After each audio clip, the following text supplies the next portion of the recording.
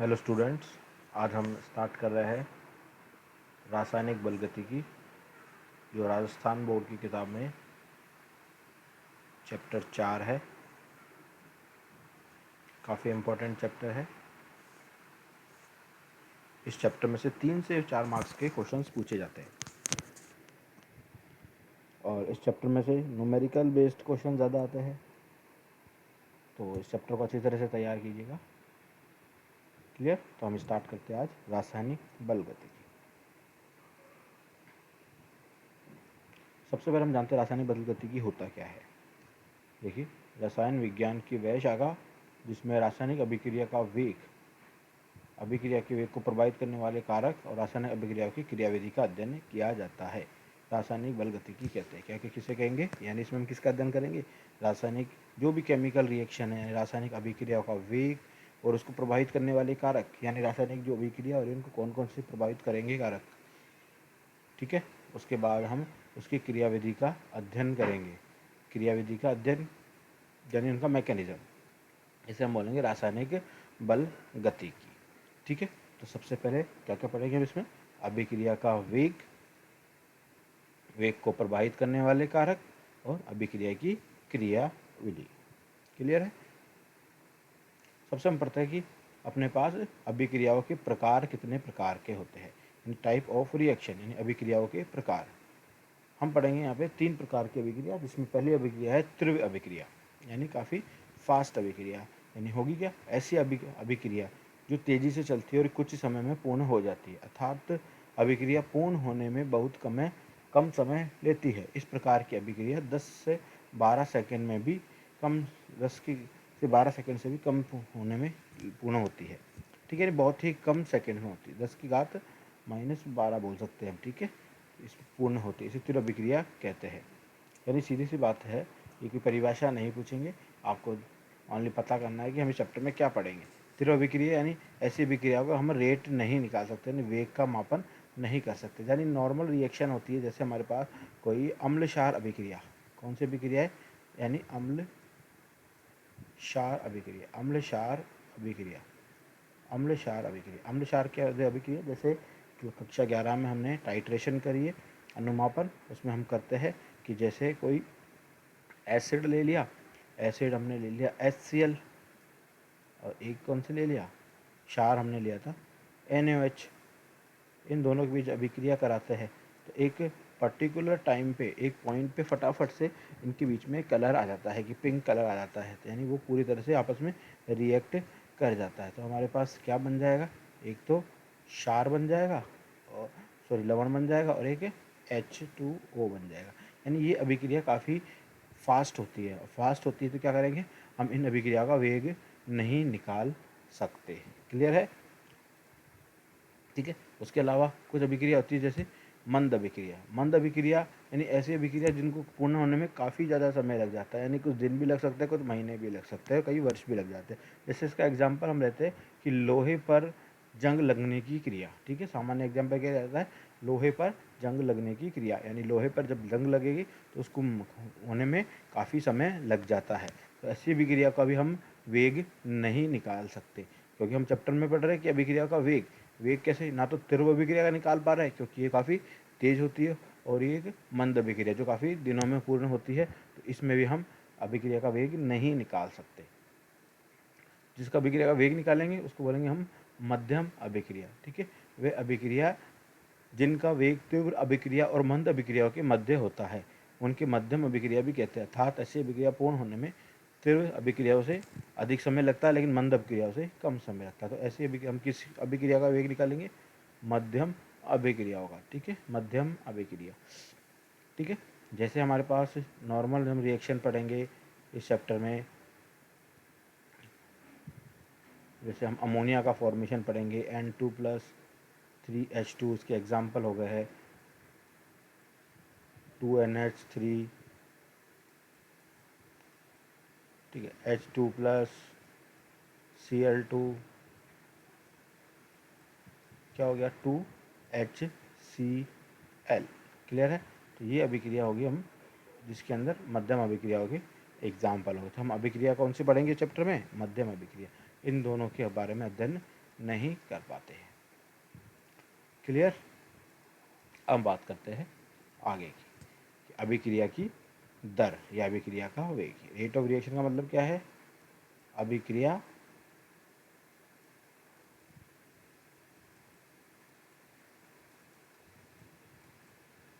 का वेग, ठीक है, अभिक्रिया का वेग, या कई बार हम यूज़ कर सकते हैं अभिक्रिया की दर। क्लियर है। अब देखिए होती क्या है अभिक्रिया की दर। देखिए इकाई समय में अभिकारक या उत्पाद की सांद्रता में होने वाले परिवर्तन को अभिक्रिया का वेग कहा जाता है। ठीक है, इसकी यूनिट होती है मोल प्रति लीटर सेकंड इनवर्स। ठीक है, यानी मोल, इसको हम ऐसे भी लिख सकते हैं, मोल लीटर इनवर्स है अपने पास ये, और सेकंड इनवर्स। ठीक है, और मोल प्रति लीटर को यहाँ पे मोलरता बता दिया, यानी मोल सेकंड इनवर्स। क्लियर है। तो आपको ये वाली एक ही याद रखनी है। क्लियर है। कंपटीशन एग्जाम में कई बार ये भी पूछ ली जाती है। ये हमारे पास इकाई समय में कोई अभिक्रिया हो रही है, मानो कि ए है, ए किस में उत्पाद में परिवर्तित होता है, किसी पी में, यानी पी का मतलब प्रोडक्ट यानी उत्पाद में परिवर्तित हो रहा है। तो इस दौरान, ठीक है, इस दौरान इसकी सांद्रता में क्या परिवर्तन हो रहा है, यानी इकाई समय में अभिकारक की सांद्रता में होने वाले परिवर्तन को। ठीक है, यानी ए से प्रोडक्ट बनेगा तो यहाँ पे इसकी सांद्रता में परिवर्तन होगा, और वापस अगर प्रोडक्ट से रिएक्टेंट यानी अभिकारक बनेगा तो क्या बोलेंगे, उसकी अभिक्रिया सांद्रता में परिवर्तन होता है। इसी को हम क्या बोलते हैं, अभिक्रिया का वेग। ठीक है, जैसे वेग का जो फॉर्मूला होगा, यानी उत्पाद या अभिकारिक सांद्रता में परिवर्तन तथा परिवर्तन में लगा समय। क्लियर है, परिवर्तन में लगा समय। ठीक है, यानी देखिए आपके पास में सांद्रता में जो परिवर्तन हो गया उसके बारे में हम पढ़ रहे हैं, यानी डेल्टा सी अपॉन टी। ठीक है, यहाँ पे थोड़ा सा मिस्टेक है, ये माइनस का चिन्ह, ऊपर प्लस और माइनस, इसका मतलब क्या हो गया, प्लस और माइनस का। ठीक है, देखिए अपने पास मैंने बोला ए है, ए से क्या बना, बी बन गया। ठीक है, तो बी लिख देते हैं अपन, बी लिख देते हैं। ठीक है, यानी यहाँ से अभिकारक जब उत्पाद बनाता है तो अभिकारक की सांद्रता में क्या होगी, कमी होगी।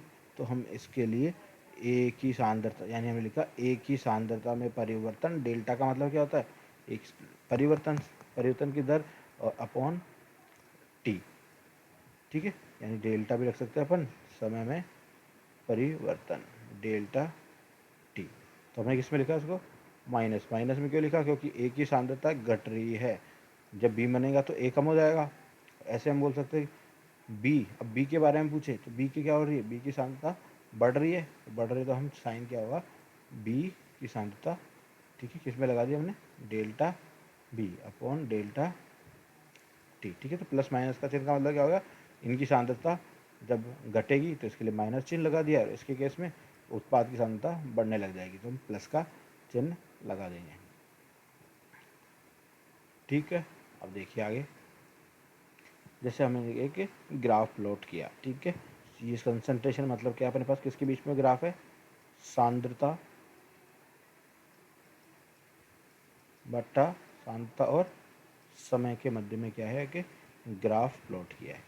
ठीक है, देखिए हमने क्या बोला, अभिकारक की सांद्रता क्या होती है, लगातार घटती रहती। तो हमारे पास रिएजेंट, इसका मतलब क्या अपने पास में अभिकारक, ठीक, अभिकारक, ठीक है, अभिकारक की सांद्रता घटती है, दिख रही है, ये यहाँ से घट रही है, डिक्रीज हो रही है, और उत्पाद हमारे उत्पाद की सांद्रता बढ़ती है। तो पिंक वाली लाइन उत्पाद की आ गई, तो ये उत्पाद।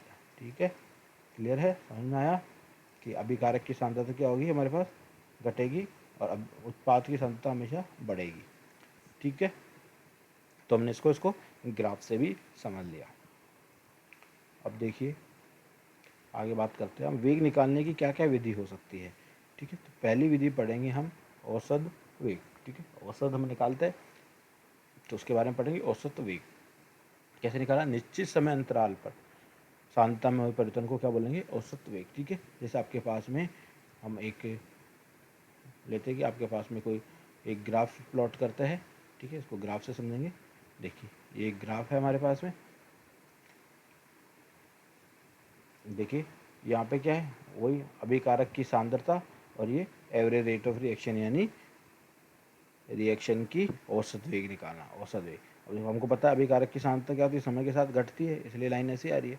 अब देखिए अगर इस t1 समय पर इसकी सांद्रता में परिवर्तन कितना है c1 और t2 समय पर इसकी सांद्रता में परिवर्तन कितना है c2, तो हम क्या बोल सकते हैं, यानी कितना परिवर्तन हो गया c1 से c2, ठीक है, c1 से c2, क्लियर है, c1 माइनस c2। और टेम्परेचर कितना हो गया अपने पास, पहले कितना था T1 और T1 से कितना हो गया T2, ठीक है। यानी इसको हम क्या लिख सकते हैं परिवर्तन को, डेल्टा C और अपॉन डेल्टा T, ठीक है, क्लियर है। तो ये इस तरीके से हम इसको क्या निकाल सकते हैं, औसत वेग, औसत वेग, क्लियर। सांद्रता में परिवर्तन बटा समय में परिवर्तन, यानी एक निश्चित सांद्रता, माने आपके पास है, मैं इसको उदाहरण समझते, जैसे यहाँ ये 5 मिनट है हो गया और ये 10 मिनट हो गया, क्लियर है। ये 5 मिनट और 5 मिनट में इसकी सांद्रता मान लिया अपन ने कि कुछ भी मान लिया हमने, जैसे ज़्यादा मान लिया, अभी सांद्रता ज़्यादा है 0.5, समय के साथ घट रही है, तो अब क्या कितनी हो गई 0.2। तो बताओ औसत कैसे निकालेंगे, यानी 0.5 में से क्या घटाएंगे 0.2 बट्टा समय में परिवर्तन यानी 10 माइनस अपन कह सकते हैं 5, ठीक है, यानी अधिक में से कम को घटा रहे हैं हम। तो कितना हो गया, यहाँ तो हो गया 0.3 और यहाँ पर हो गया 5। तो इस तरीके से हम एवरेज रेट ऑफ रिएक्शन निकाल सकते हैं, यानी औसत वेग को हम क्या कर सकते हैं, निकाल सकते हैं, क्लियर है। यानी निश्चित समय अंतराल पर, एक समय अंतराल फिक्स है, उस कंडीशन में हम क्या करेंगे, औसत वेग की गणना कर सकते हैं। देखिए जैसे हमने इसको उदाहरण से समझ रहे कि माना डेल्टा टी समय अंतराल में सांद्रता में परिवर्तन कितना है, डेल्टा सी है, तो हम इसको इस रूप में लग सकते हैं, ठीक है, plus minus upon T, delta का साइन लगा दिया, इसका मतलब है कि औसत वेग, क्लियर। अब देखिए आगे पढ़ते हैं हम, ठीक है, अब उदाहरण पढ़ते हैं इनके बारे में, देखिए,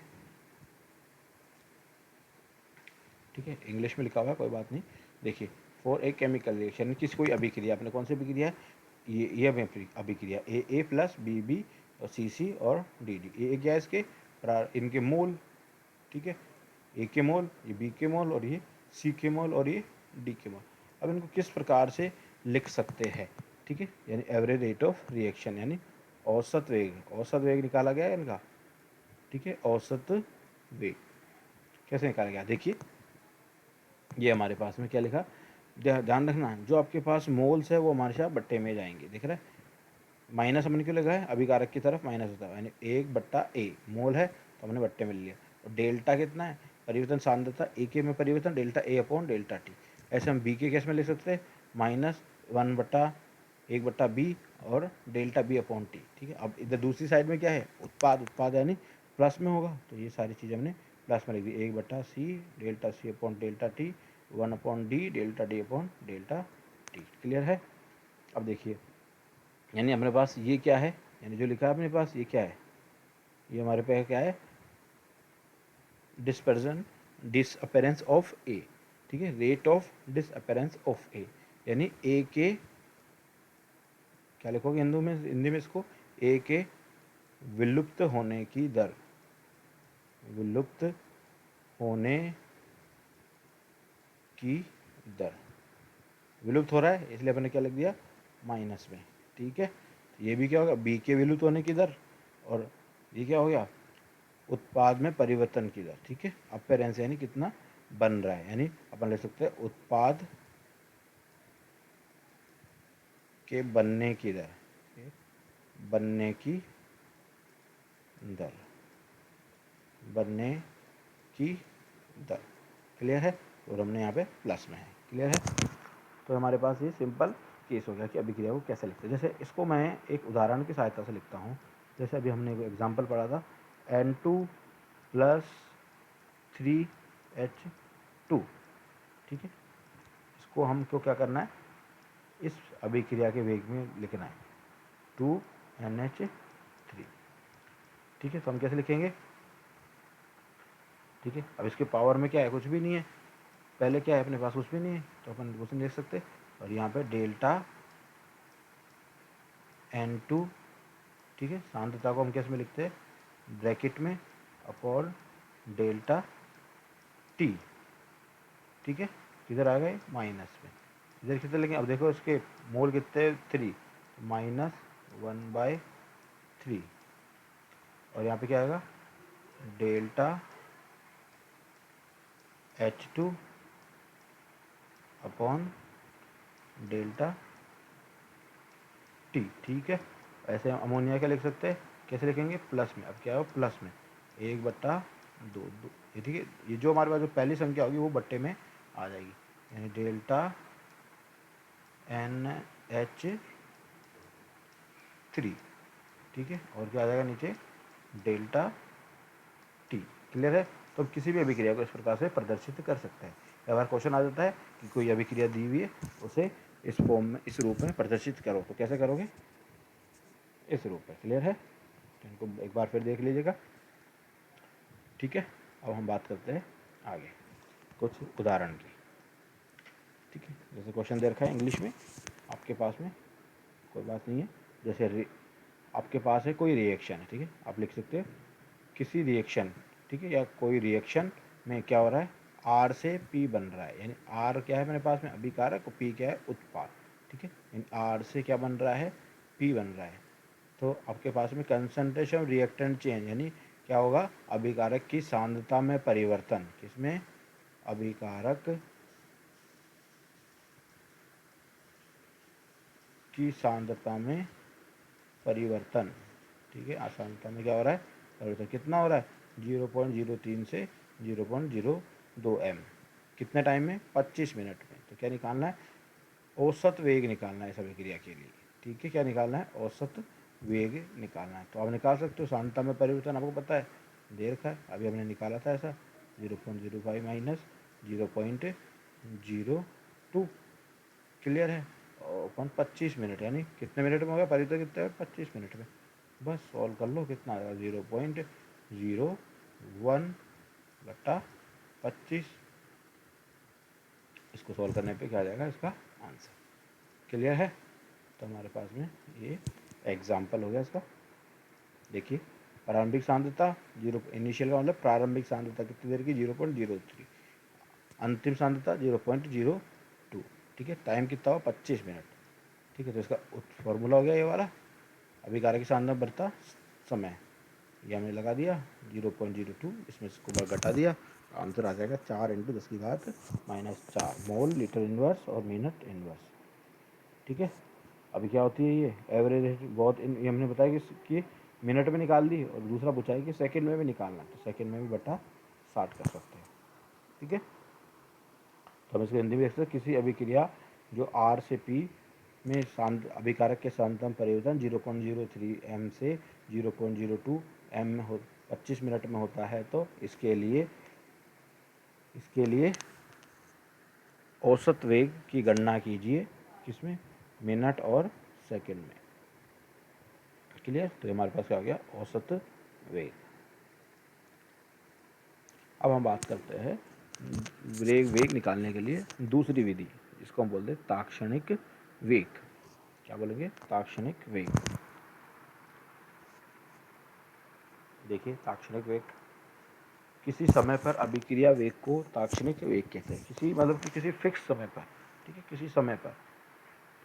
देखते हैं इसको, यानी इसे ज्ञात करने के लिए सांद्रता व समय के मध्य ग्राफ खींचते हैं, उस ग्राफ में समय विशेष पर एक बिंदु का निर्माण करते हैं, इसके सापेक्ष स्पर्श रेखा खींची जाती है, स्पर्श रेखा का डाल ही ताक्षणिक वेग कहलाता है। देखिए, इसको एक ग्राफ से समझते हैं, ठीक है। ये हमारे पास क्या है, सांद्रता और समय के मध्य में क्या है, सांद्रता और समय के मध्य में एक ग्राफ खींच रहे हैं। अभिकारक की सांद्रता ये लाल वाला चिन्ह है कि घटती है। हमने क्या बोला, सांद्रता और समय के मध्य ग्राफ खींचते हैं, उस ग्राफ में समय पर किसी जिस बिंदु पर हमें ग्राफ खींचना है, उस पर हमने क्या कर दिया, एक बिंदु का निर्माण करता है। ये हमने एक बिंदु निर्माण करा, इसके सापेक्ष हमने क्या करी, एक स्पर्श रेखा खींच दी है। क्या खींच दी, स्पर्श रेखा। तो इस स्पर्श रेखा का डाल ही ताक्षणिक वेग कहलाता है, ठीक है। इसका ढाल को क्या बोलेंगे, ताक्षणिक वेग, क्लियर है। देखिए इसको हम किस फॉर्म में लिखेंगे, जैसे हमने यहाँ पे डेल्टा का उपयोग किया था। डेल्टा का उपयोग किसके लिए किया था हमने, औसत वेग के लिए। लेकिन अब हम क्या करेंगे, जब बहुत ही कम समय अंतराल पे यानी किसी पॉइंट पे हमने अभिक्रिया का वेग निकाला है तो हम डेल्टा का उपयोग नहीं करेंगे, क्योंकि बहुत समय अंतराल बहुत काफ़ी कम है। तो इस दौरान क्या हो जाएगा हमारे पास में, हम डी का यानी स्मॉल चेंजेस के लिए हम डी का उपयोग करेंगे। डेल्टा की जगह क्या आ जाएगा, डी। ठीक है, यानी डिफरेंशिएट निकालते हैं हम। ठीक है, तो समाकलन जिसको हम बोलते हैं। ठीक है, तो अब डी आर ये अपन अभिकारक के केस में, और यहाँ पे डी और पी ये अपन कोई उत्पाद के केस में, डी अपॉन डी टी। इधर वाला क्या आएगा, उत्पाद प्लस। क्लियर है। तो हम इस तरह से हम ताक्षणिक वेग निकालते हैं। ठीक है, किसी बिंदु पे निकालना है तो ताक्षणिक वेग, और जब समय अंतराल काफ़ी ज़्यादा हो तो हम उसको क्या बोलेंगे, औसत वेग। ठीक है, और औसत वेग को किससे प्रदर्शित करेगा, डेल्टा से, और ताक्षणिक वेग को किससे प्रदर्शित कर दिया, स्मॉल डी से। क्लियर। तो हमारे पास ये वेग निकालने के तरीके हैं। क्लियर है। देखिए उसका उदाहरण लेते हैं हम एक। जैसे हम इसको लिख दिया N2 + 3H2 ये 2NH3 यानी अमोनिया बनता है। यदि अमोनिया के बनने की दर कितनी देर की है, 0.01 mole litre inverse second inverse. तो नाइट्रोजन हाइड्रोजन के विलुप्त होने की दर ज्ञात करो। ठीक है, इसको ज्ञात करने के लिए क्या करते हैं, सबसे पहले तो हम इसको इस अभिक्रिया को लिखते हैं। कैसे लिखेंगे, आपको लिखना आना चाहिए। कैसे, हमें हमने कर रखा N2। ठीक है, बनने की दर बहुत कम है, देखिए यानी D N2 upon D T. ठीक है, ये हमने लिखा। ठीक है, होता किसमें ये, माइनस में। दूसरा हमने क्या लिखा, 1/3 माइनस डी H2 अपॉन क्या आएगा, डी टी। यानी समय अंतराल भी काफ़ी कम है। इस केस में हमने इसको लिख दिया। जैसे हमने डेल्टा के फॉर्म में लिखा था वो हमने इसको डी के फॉर्म में लिख रहे, यानी काफ़ी कम अंतराल।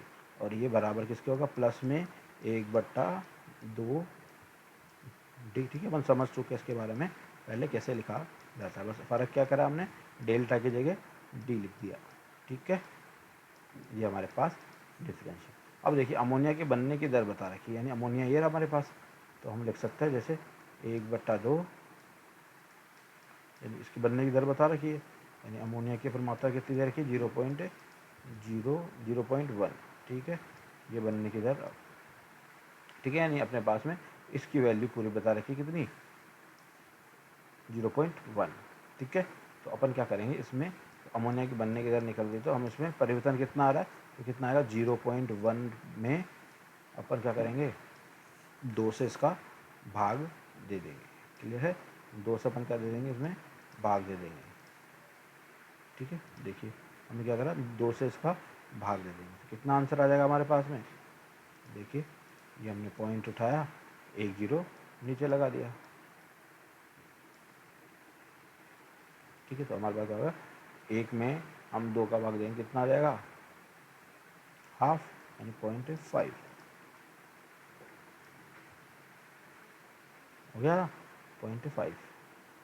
और 1 पॉइंट और लगा देंगे, 0.05। क्लियर। तो हमारे पास ये क्या हो गया, अमोनिया के बनने की दर की हमने ये निकाल लिया। इसकी गणना कितनी हो रही है, 0.05। अब देख लो सब बराबर है हमारे पास में, तो आपको एक निकाल लिया तो इसकी वैल्यू भी निकाल सकते हो। कितने आपने पूछा क्या, नाइट्रोजन था हाइड्रोजन के विलुप्त होने की दर, नाइट्रोजन के लिए, यानी अपने पास में ये, यानी अब सब बराबर है। अभी अपने पढ़ा तो डी अपन यहाँ लिख देते बराबर। तो ये अमोनिया वाला बराबर वाला मैं इधर लिख देता हूँ, कितना 0.5। तो अब इसमें कोई नंबर दे नहीं रखा, यानी ये दोनों नाइट्रोजन के विलुप्त होने की दर कितनी हो जाएगी, 0.5। और हाइड्रोजन में कितनी हो जाएगी, हाइड्रोजन की लिखिए इसे। ठीक है, माइनस का चिन्ह का मतलब नहीं कि आपको माइनस से गुणा करना है, कुछ करना है। माइनस का चिन्ह आपको ये बताने के लिए होता है कि अभिकारक है या उत्पाद है। ठीक है, तो 1/3 इसकी क्वांटिटी है, इसकी DH2 अपॉन dt। क्लियर। और किसके बराबर अपने पास में, 0.05।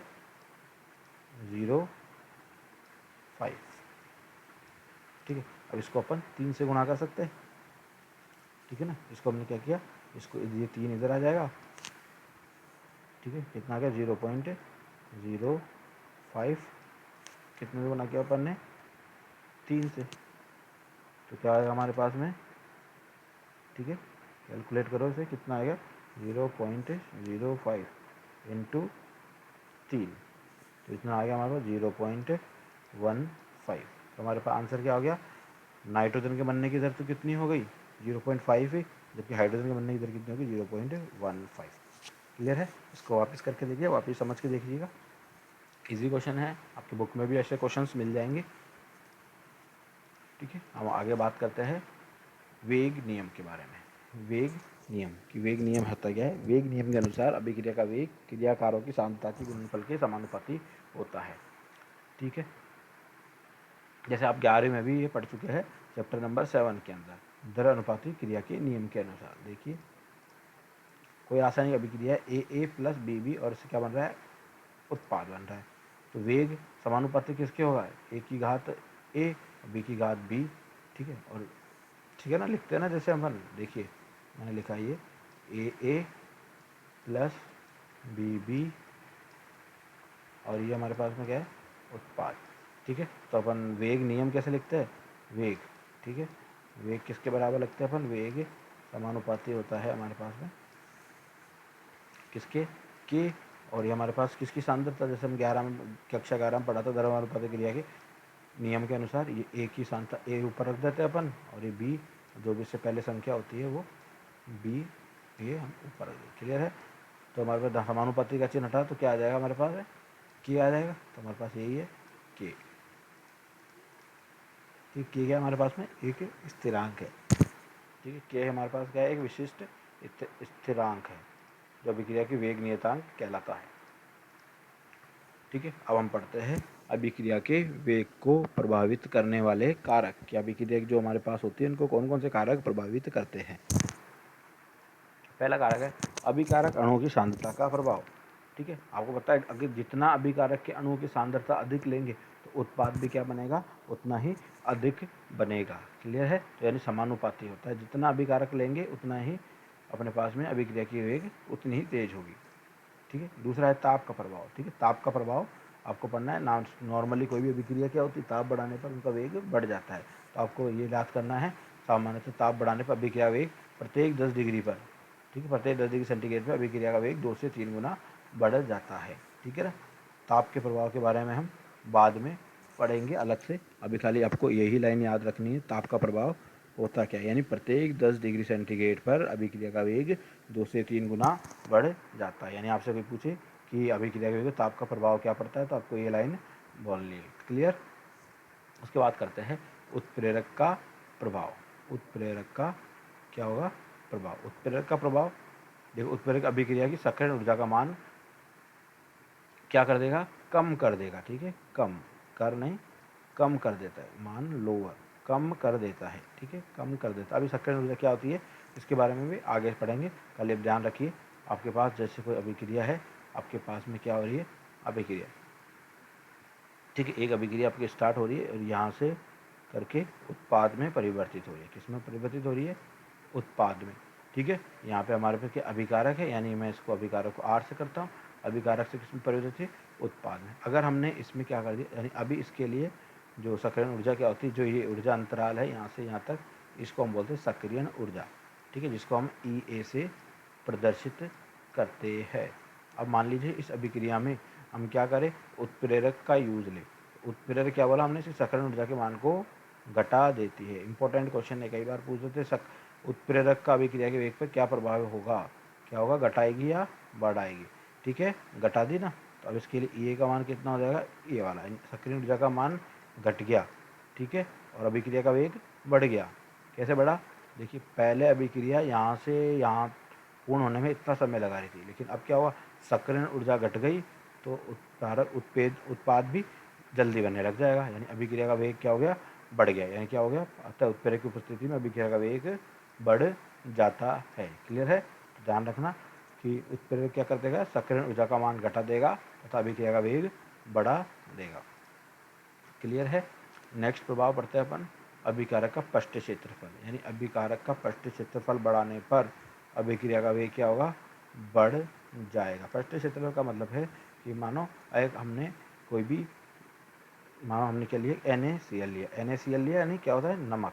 नमक के हमने क्या लिया, एक ठोस अणु। ठीक है, यानी एक बड़ा, यानी नमक का हमने क्या लिया, एक बड़ा आकार का अणु लिया, ठीक है, नमक का क्या लिया, बड़े आकार का अणु लिया। अब हम इसको क्या कर रहे हैं, पानी के अंदर घोलते हैं। क्या करेंगे, पानी के अंदर घोल रहे। पानी में घोलने पे क्या हुआ, इसको घोलने में घोल दिया, इसको घोलने में कुछ समय लगेगा। जबकि हम क्या करेंगे, इस एक और NaCl क्या होगा, एकदम पाउडर फॉर्म में लेंगे। किस फॉर्म में लेंगे, पाउडर फॉर्म में, यानी बहुत ही सूक्ष्म रूप में, यानी इसी जो ठोस कण थे हमने इसको क्या कर लिया, पाउडर में चेंज कर लिया। अब हम इसको घोलेंगे, तो घोलने पे क्या होगा, अब ये पाउडर ऊपर वाले की तुलना में जल्दी घुलने लग जाएगा, यानी अपन क्या बोलेंगे, अब अभिक्रिया का वेग बढ़ जाएगा, यानी पृष्ठीय क्षेत्रफल अधिक होने पर अभिक्रिया का वेग अधिक हो जाता है, ठीक है। यानी ठोस बड़े अणुओं को हमने छोटे पार्टिकल में परिवर्तित कर दिया, छोटे अणु में परिवर्तित कर दिया, तो क्या होगा, उनका पृष्ठीय क्षेत्रफल क्या होगा, बढ़ जाएगा, और अभिक्रिया का वेग भी अधिक हो जाएगा। क्लियर है। तो ये थे अभिक्रिया के वेग को प्रभावित करने वाले कारक। आज हमने इस क्लास में सिंपल एकदम बेसिक टॉपिक को टच किया है। अब नेक्स्ट क्लास में जैसे जैसे क्लासें बढ़ती जाएगी, इसमें इंपॉर्टेंट क्वेश्चन बनते जाएंगे। अभी तक जो हमने टॉपिक पढ़ा है उसमें जो हमने न्यूमेरिकल करे, उन न्यूमेरिकल्स पे अच्छी तरह से ध्यान देना, कई बार क्वेश्चंस उनमें से ही पूछ लिए जाते हैं। ओके, आज की क्लास के लिए इतना ही। Thank you.